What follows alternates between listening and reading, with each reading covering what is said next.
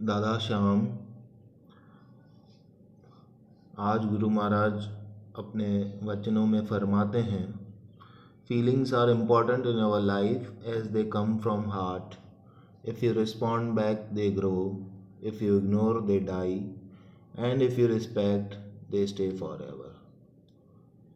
Feelings are very important part in our life because we all are human beings and we all have some sort of feelings associated with our situations.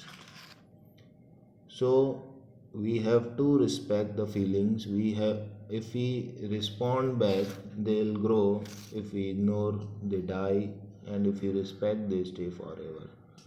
अगर कोई किसी भावना के साथ हमारे साथ जुड़ना चाहता है और अगर हम उसे रिस्पॉन्ड करते हैं पॉजिटिवली, तो वो फीलिंग्स जो हैं ग्रो करेंगी। अगर हम उसे इग्नोर करेंगे तो वो मर जाएंगी।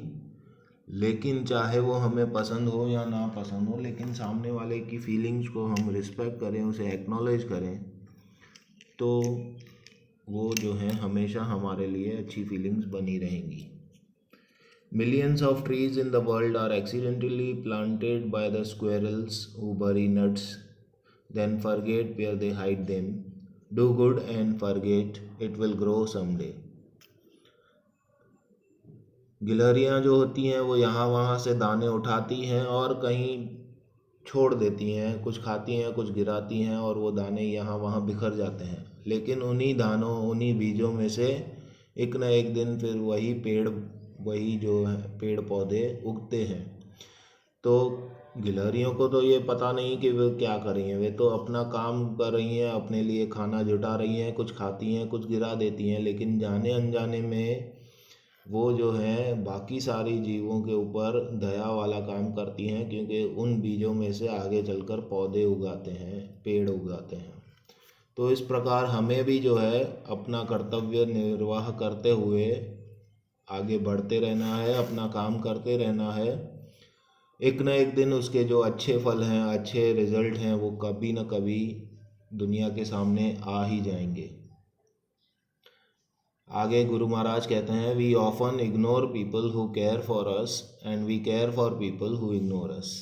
ये तो इंसान का जो है आज का नहीं, सदियों का रवैया रहा है कि उसे हर वो चीज़ चाहिए होती है जो उसकी पहुंच के बाहर होती है, और जैसे ही वो चीज़ मिल जाती है तो मन फिर किसी और तृष्णा के पीछे भागता है। इसलिए इसी प्रकार अगर हम चाहते हैं कि हमें किसी इंसान के साथ हमारा एसोसिएशन हो, फिर जब वो इंसान हमारे साथ जुड़ता है, हमारी केयर करता है, तो फिर हम उसे टेकन फॉर ग्रांटेड ले लेते हैं, उसे इग्नोर कर देते हैं और फिर और किसी इंसान की तलाश में भागते फिरते हैं और उसके लिए हर वो काम करते हैं जो हमें एक्चुअली में उस इंसान के लिए करना चाहिए जो खुद भी हमारी केयर करता है।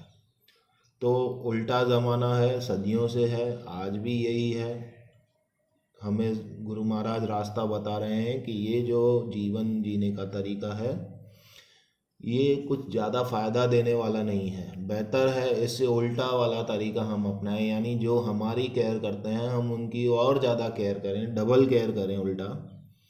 और बाकी सबकी भी केयर करनी है, लेकिन जो हमें खुद की जो है डिवोशन देता है, अपना टाइम एनर्जी हमारे लिए जो है खर्च करता है, तो हमारा भी एक फ़र्ज़ है ये कि हम भी उसकी उस भावनाओं को रिस्पेक्ट करें, रिस्पॉन्ड करें। जैसे कि पहले वचन में गुरु महाराज ने फरमाया था, feelings are important in our life as they come from heart. क्योंकि वो जो केयर कर रहा है, वो जो हमारी देखभाल करने की कोशिश कर रहा है, हमारे लिए अपना जो है समय, शक्ति, ऊर्जा सब व्यय कर रहा है, क्योंकि उसके मन में हमारे लिए फीलिंग्स हैं।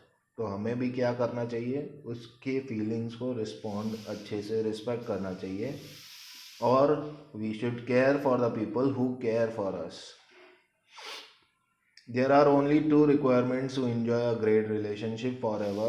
One is celebrate the similarities, second is respect the differences.